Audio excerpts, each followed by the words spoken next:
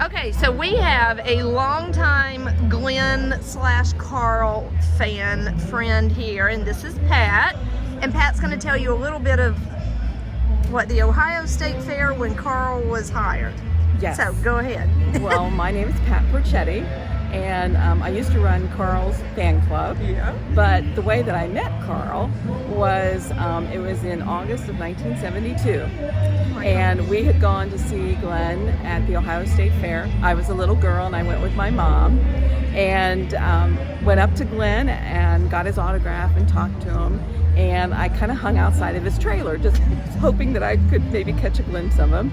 And I saw a young man walk into his trailer with Larry McNeely. Oh my gosh. And I wondered who it was. And later on that evening, as we are sitting there watching Glen Campbell, we were off to the side, and this young man came and sat down in front of me. And before I knew it, one of Glen's managers came over and tapped him on the shoulder and went like this. So a little bit of time goes by, and we go to see Glen in Montreal, Canada, and Carl is playing with him.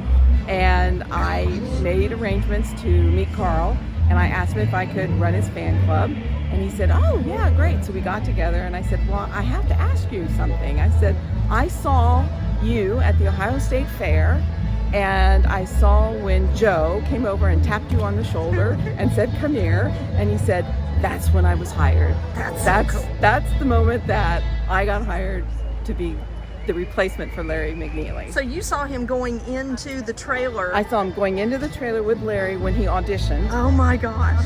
And I didn't know what was know. happening. I just saw a young man with Larry. And I'm sorry, and who is Joe again?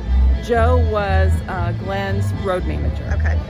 And we knew him just because we were hanging around and got to meet him. But yeah, so we saw Carl get hired, and that started our friendship. Next year, August of next year, it'll be 50 years. Oh my gosh.